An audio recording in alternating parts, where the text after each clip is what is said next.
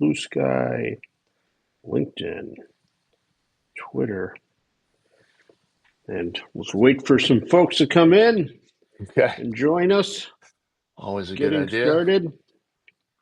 It's an exciting morning. Monday lunch hour. Well, it's lunch hour for me, so yeah. Yeah. Here we are. Okay. Everybody come on in, get comfortable, pull up a chair, Bring some get a snack. popcorn. Get a snack, get your bring your feelings, and I'm Richard Rushfield here. Going to be talking with my colleague Sean McNulty about this weekend's box office, and would like you all very much to join in, participate, send your comments or questions. We're here to serve. Yep. So that said.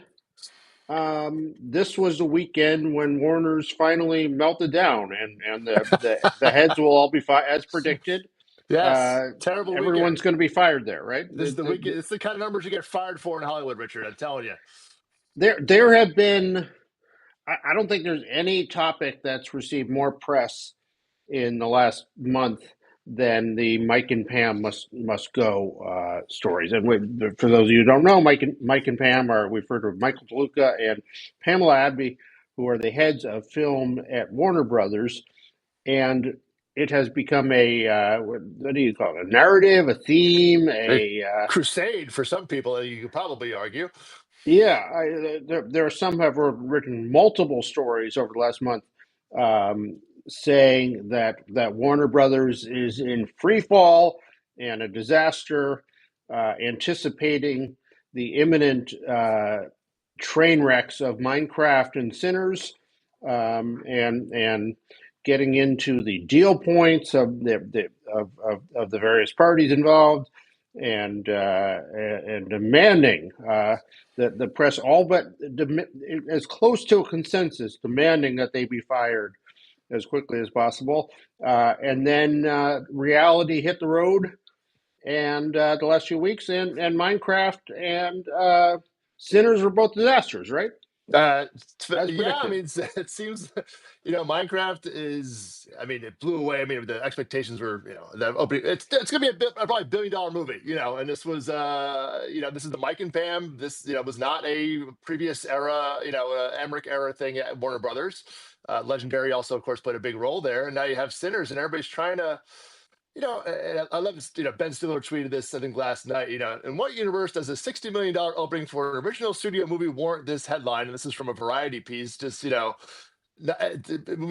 saying, essentially, oh, well, you had the price tag, it didn't make its money back on its opening weekend. And just like, what, it's just this warped view because they're just holding on to this narrative that's like, no, Richard, everybody decries they don't make original movies anymore. And you have it teed up two of the young rising talent in Hollywood opening a movie with zero, zero existing IP to now 48. They've been revised this morning to up to $48 million in the U.S.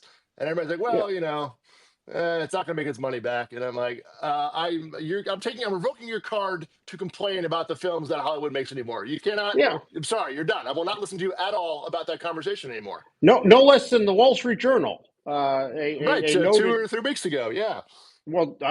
on Friday, I think, Oh, a again? Okay. noted financial publication wrote a piece about how, obviously anticipating Sinners, about how original films aren't selling, and there's no, it's No one this wants to this see them this anymore. Yeah. this turn to original has proven to be a disaster based on Yeah. I don't know, Mickey 17 or something. Um, Yeah. Yeah. I mean, look, it's just being written about in the sense that have you ever seen how the movie business works? It's like, yeah, one quarter can go this way, the other quarter can vastly turn very, very quickly. And everybody looked at about 2, maybe 6 weeks worth of movies that came out and we're like, well, this is over. We're done. yeah. I mean, this thing literally happened last year. What was the last spring narrative? I mean, we're talking about last May, right? It was Furiosa and the Fall Guy. And, oh, I ran a poem in the Wake Up newsletters. Is this a cyclical problem or an endemic problem? And a lot of even some of our, of our readers were like, well, this is a long-term problem. Then you had Inside Out, and you had Deadpool, and you had, it's like, and everybody, oh, we already forgot about that conversation everybody was so sure about just 3 months ago that this is, people don't want to do this anymore, Richard. It's just this recurring cycle. I don't know. I get very animated about it, and I know we've talked a lot of it as well. Well, and proving it's a narrative. The world is up in arms about this. I don't know if it was their headline or just how they tweeted it out. Variety pointing out that the film was still not profitable. That Sinners was still not profitable after Yeah. its opening weekend. Has any major Hollywood release other than like the Blair Witch Project or some sort of Or like weird. Minecraft, which of course made, yeah, exactly, or not even that, made its money back in its opening weekend. No is the answer to, to the question. No, not at all. So The it's so it's baffling how they, but it, executives have told me over and over, and that's what bugs me so much about this whole narrative, that um, you you will never be fired for saying, let's do another Spider-Man villain movie, let's do right, another Fast and Furious, like right, however much money those cost, whatever those turn out, right. no one's ever going to blame you for taking that chance. But taking a chance on an original film, the original screenplay, you're putting your job up on the line, and the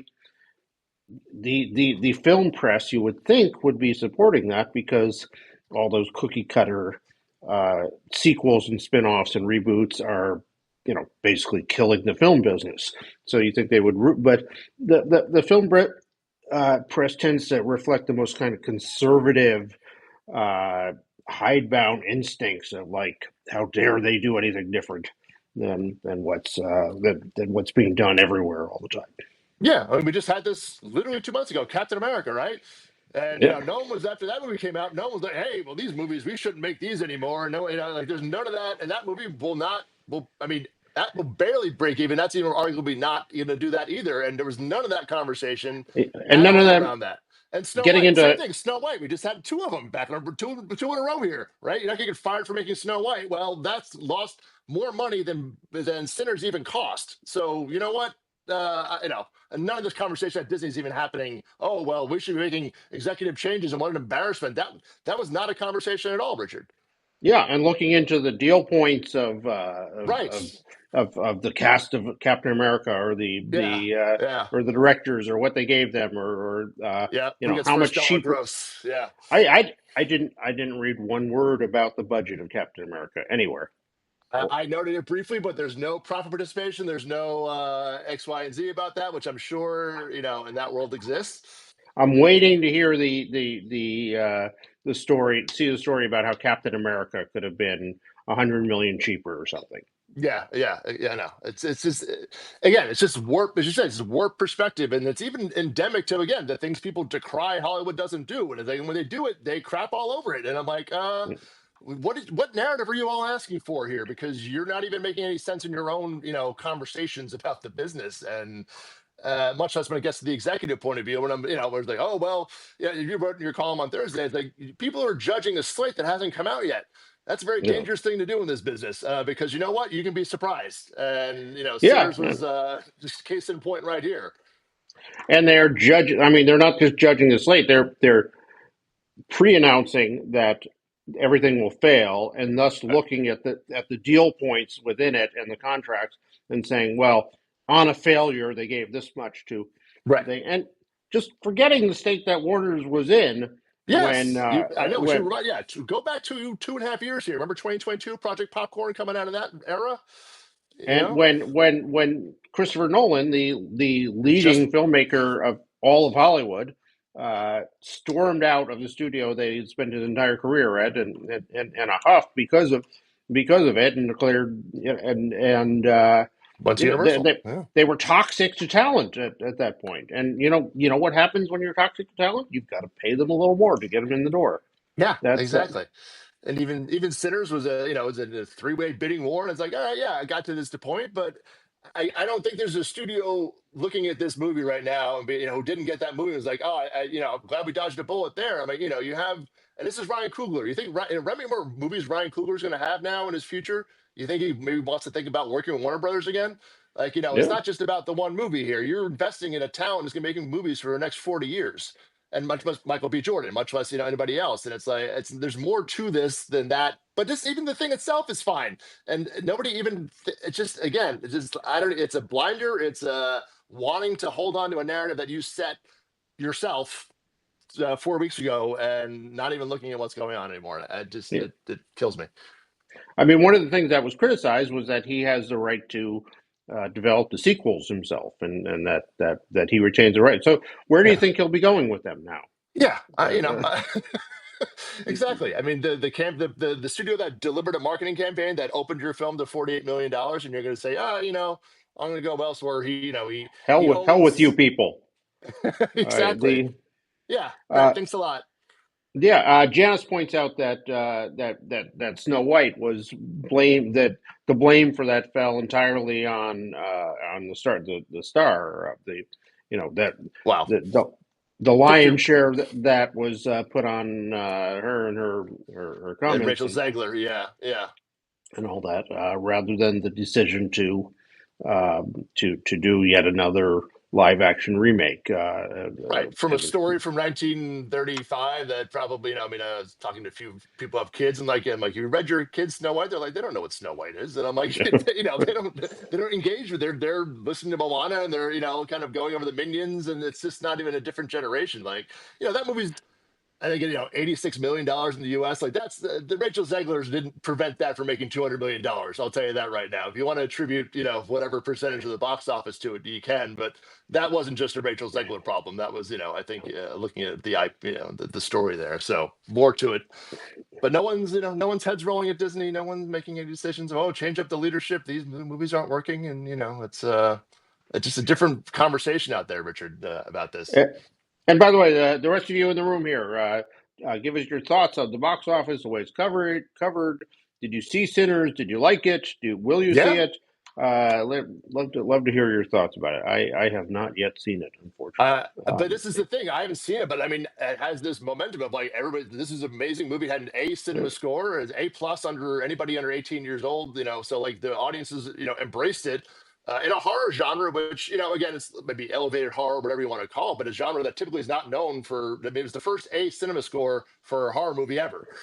If you want to Yeah, put it, if you want to even put it in that category. So it's a yeah. So 98% on Rotten Tomatoes. Like, it's you made an original movie that was a big hit and was critically lauded. Maybe it'll be in the awards conversation. Who knows? And everybody's trying to take pot shots at it versus looking at it and celebrating. Hey, America came out to your original movie. Congratulations, Hollywood. It's like, I the just, I don't know. what is a typical fall off of a horror movie week to week I for mean, first and second week? yeah, I mean, you're probably looking 60 per, 60%, could be even a little bit more than that. So we'll see what happens this so weekend. But so given the reviews, right, one can guess it will probably be less than that, or hopefully, yeah. I mean, it's a wide, big question, but it's the movie people are talking again. Center of conversation, Richard. Right? Like, what are you so know. still having a place in the firmament amongst everybody looking at TikTok all day and YouTube clips. And I'm like, all right, people are still talking about this as the center of conversation. It's a thing you need to see. I mean, in certain circles, I feel I'm having that conversation. And I don't know, but I'd love to again hear from people. Are people talking about this in your world? Like, just this, someone doing something new, Richard, something different, someone that feels different. It feels, of this generation and not a cut and paste kind of, attempt here to genre. So all things we talk, say needs to happen. You've written about, more in Hollywood is taking these kinds of, moments, and Yeah. some of them are going to work, some of them ain't. But when you open to $48 million, you got to take the moment, to have a little victory clap here. Our own Andy Lewis, author of author of Optionist, yes. the Optionist newsletter. Sorry, got tongue tied on saying that. Which, if you're a producer out there looking for new IP, is something you must read and subscribe to. Says one of the great things about using original IP is that now WB has a possible new franchise. Sinners could support a TV show. Franchises need refreshment, and that comes from trying out new IP. Yes, we've been strip mining our IP reserves for the last 20 years essentially, and adding very little new to it. And this is if you if you look at every studio as a collection of properties and what they are worth, and under your stewardship, every property either gets more or less valuable Right. on what you do to it, everything. They suddenly have a new property in their portfolio there that Yep. gives you a lot of. Peter Labuza says third biggest grossing non IP movies since COVID. Nope, Oppenheimer. Nope, Oppenheimer, and the. Sorry, I lost it there. But Sorry. yeah, that third biggest Yeah. opening, non-IP opening since go. That's pretty. It's great. Uh, And, it was also in IMAX and you have a big screen experience. Like, again, those things that, eventizing films, Richard, and you can event. This is like, hey, by the way, you can also eventize, it doesn't have to be a Marvel film, doesn't have to be a Fast and Furious movie. This was, I think the percentage of the box office was like, I think it was close to, maybe I'm going to say 45%, maybe close to 50% was what they call premium large format tickets. So over almost half the audience chose to see this in an experience, and again, like the things, what does Hollywood need to do? And again, but it wasn't a Marvel film, it wasn't a Star Wars movie. This was, an original story that people paid to go see in a bigger experience. So it's just checking a lot of boxes. And again, it's the a lot of the talk around it on top of the talk of the executive talk. And it's just, and baffling. Jeanette King there notes that she's. I'm taking my family to see a 70 millimeter IMAX screening. 70 millimeter. Yeah. Not something you typically hear people saying after the first weekend about about a horror movie that's in the public there. 100%, 100%. Much less, set in 1933 and set around there's a lot of themes of music and blues and just has a textured film like that, Richard. So Yeah. we'll see. I kind of lined out, this summer here for Warner Brothers, and you have Final Destination. The next one, Bloodline's coming out. We saw the clip there at CinemaCon, which I think that's obviously it's CinemaCon, so take it as you will, but played very well in the room there, and that was tracking at 30 million. And Superman's F1 is the Apple movie, but that looked great. We saw the first 10 minutes of that at CinemaCon as well. That's coming out at least from the Warner's marketing team in June. You have Superman, which we shall see. Again, more of a James Gunn and Peter Safran owned thing there, and then you have movie Weapons from Jack Kreger, who did Barbarian, coming out in August. So we'll see how these things go. But again, this predetermined narrative of films like let their film. This is really the slate, the Mike and Pam slate. This is just this, the start. Mickey 17, yeah, take a swing. You went work with an Oscar-winning filmmaker. Sometimes it works, sometimes it doesn't. It is what it is. But then I mean, things change. imagine. So say it was a disaster. Say Minecraft and this Right, sinners, yeah, both had tanked, and everything else in their slate was falling apart, and there was right. No and hope. yeah, they had been caught stealing from Right. the snack bar or something or whatever, Yeah. whatever it is. So you had no choice but to let them go. Think what like while you're still trying to get this studio into good shape, like just what that would be like having to bring in a new team and start from scratch and begin a Mhm. whole new slate while this slate is on the runway and everything. Like for a studio that's had so much chaos, like the you're committing to two more years of chaos. Right. Like They've been here for, yes, it's a 2-year period essentially that they've been building this out, Richard. That since Mike and Pan came in the door here, and it's just early 2025 where we're seeing your slate come out. This is the nature of the you know, business. this thing that they were yeah, it's not like they've been here for 8 years and like they've kind of Right. run their Haven't track run, and and yeah, it's time for fresh the blood. things that And were working aren't working anymore or whatever. yeah. No, I mean that the thing that the press was demanding is kind of like what you would look at as like kind of a worst case scenario if you have no choice. But yeah, I saw another thing in the press that was this is the first time since 2009 a studio has had two movies that grossed over 40 million. So There you go. Right. apparently, That's so a huge winning weekend there. Yeah. And you made also the point, Richard, last week as well in your column was like, what does that say to talent coming in the door? If you're making a pitch, make your movie here. If you just fire the two executives again, the people here who greenlit, whoever comes in next, you think there's a lot of faith that they're going to be here to see your movie through? Like, again, like those other signals to the town about, change the top just isn't about changing two executives, it signals a wider thing. When you already just replaced the last one two and a half, 3 years ago, if you were to do that again, as a filmmaker, do you feel this is a great place to bring your project to see, to fruition, which may not happen for 3 to 4 years? There's other just factors of that, Richard, that as you mentioned, like it's not just about a change at the top there. Look, and I'm not saying I know anything what's going to happen in there. And by the way, no one else does either. And Zaz is probably the only one who has any, gist to this thing. But just this piling on that continues on here, and then not looking at, hey, by the way, these two things, yeah, things will maybe go like this. And when they go like this, you can't hold on to it and ignore it. And that's, the rules don't work that way, so that's something to kind of keep in mind here as the summer goes on, the saga continues, Richard. Yeah, and Janice asks, why is being a studio chief at WB always getting disproportionate coverage? Genuinely curious.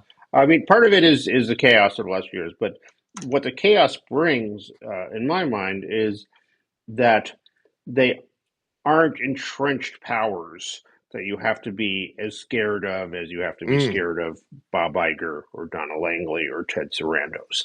right. It's kind of if you're looking for someone that it's kind of safe to beat up on, they are the most available. You want the Right. people that hopefully won't be there to like make you sorry, and that's the great formula of Hollywood journalism is prove your toughness by those stories of the downfall of X's empire. Like beat them up right as they're out the door, right after they've lost any power or influence. That's when you show them how tough you are. Yeah.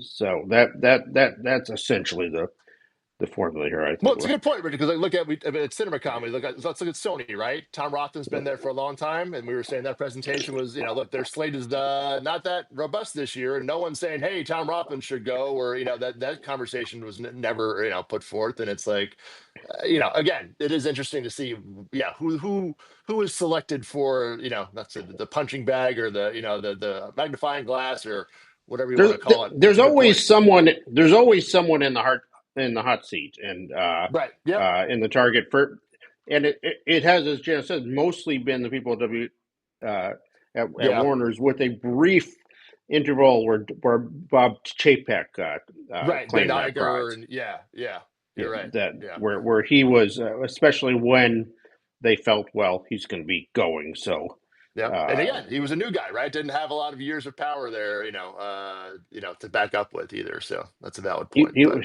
he was a new guy who the company seemed to have lost faith in. yeah. Yeah.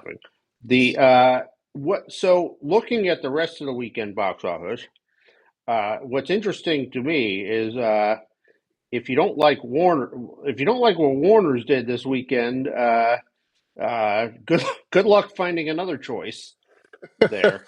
Well, I will though, Richard, and I noticed in my roundup last night in the wake up was that faith-based films. I mean, we're here in Lent. It was just the end of Passover, end of Easter yesterday. Have made almost $100 million at the box office between three projects. So that was your other option. This King of Kings movie, this animated film Oh, from Angel, did I think $17 million this past yeah, weekend, 40 which total 45 45. million in 2 weeks. They're 10 days essentially, and that's the third headline of the box office. Like that normally would be like, oh my God. But that's the other thing that's out there, Richard, is, hey, by the way, there's an audience that, this people will show up, and maybe it's a certain time of year and I get it, but they're kudos to them for taking, for taking advantage or putting something in the marketplace for this audience and seeing results. That's real money. Yeah, yeah. So. Uh, Amateur, unfortunately, is not doing No, it's the quite. internationals picking. I mean, no, it's a $60 million movie. It's not gonna, again, for those kinds of movies, again, what that price point, it's a tough, it's a tough thing to find. But it's not, again, it's gonna lose some money theatrically. Not a major disaster. It's not, again, Snow White, but yeah, not quite living up to the hope there. I mean, not For nuts and bolts thrillers are yeah, a genre they've kind of gone to the sort of John Wick and yeah, sort of Jason Statham yeah, level that. Yeah, the well, intellectual, not intellectual, I guess. Yeah, but I know what you're saying. Yeah, yeah. elevated, sort of bigger budget, The higher fugitives production of the value. world and things like that are kind of, Yeah, yeah, maybe that not. Well, we'll see. It's just one movie, that's but a yeah. genre that was the a Oh, state. staple of the box office so long and has been much Yeah, ignored. And then yeah. you come to Warcraft, Yeah, or warfare. Sorry, Yeah, Warfare. but H-24 Iraq war film. Yeah, it's 17 million US. The $20 million budget. We'll see. What that. I think it was lauded. I don't know that it took off in the way that maybe they were hoping to get the capture. I have not seen it, but it was very intense. Film. Rich, that's kind of a first person. You're just diving into essentially a firefight.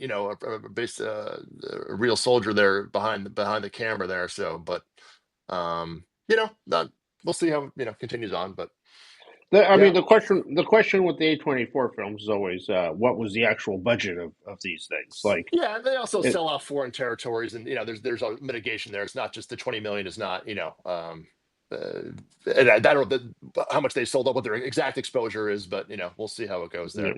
So, but so not bad. go ahead. No, say not a bad weekend at the box office. Pretty diverse offerings, and again, just it's exciting. At least the narrative of the first quarter was so bad, and again, will people come back out for the right movies come along? Will people come back? And the answer is, I see no evidence of a no there, at all, Richard. So You know, yeah, so Janice asks, says we give some insight into how in a newsroom, in the trade newsroom, some things are covered and some things aren't. Um, never having precisely worked in trade newsroom, I only know what I hear, but the I mean, I think there's a heck of a lot of kind of groupthink and herding and uh, favorites. There's certainly always the shadow of, well, we can't say anything bad about this person because we have, uh, the number of ways that a trade publication could be entangled with a studio between mhm. covers and scoops and everything and ads and everything they do are I mean if they were an actual arm of that studio, they would probably be less entangled.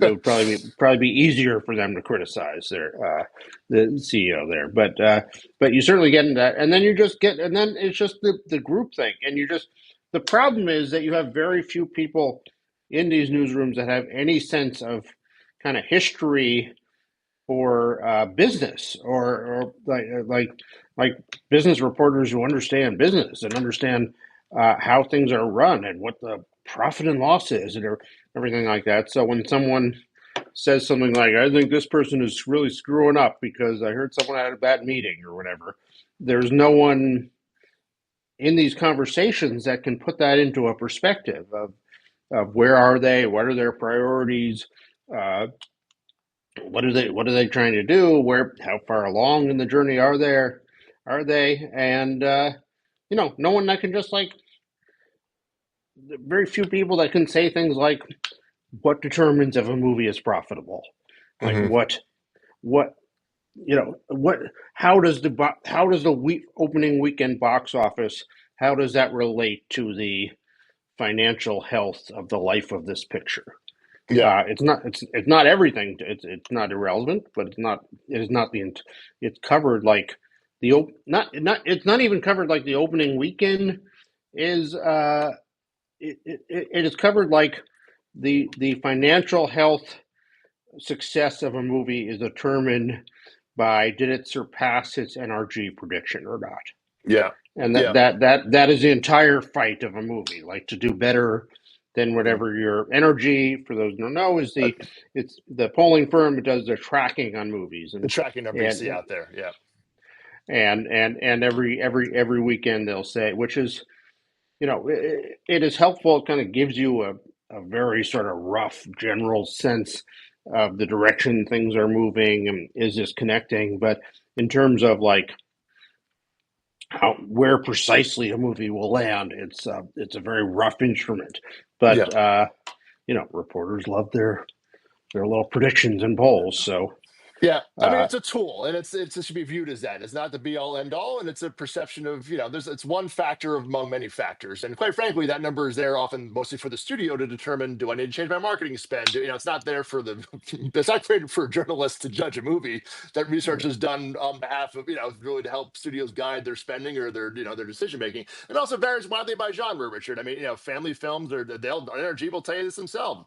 They're much harder, to get than other genres that, so it really depends on what kind of audience is showing up, who's answering a poll, in 2025. It's like, all right, well, for this demographic is the key demo. We may not be able to get the accurate information from that kind of a demo, but this demo we can get a pretty good handle on because they answer surveys or whatever it might be. So it also has a fluidity again, and knowing that if you're looking at tracking for a certain genre, knowing that historically it has been off quite a bit on this genre, and mentioning that in your coverage and mentioning that, which a lot of times just again has no, it's like they kind of, oh, what, I forgot about that point, exits the imagination sometimes there. So yeah, in uh, the end, it's the way it is, Richard.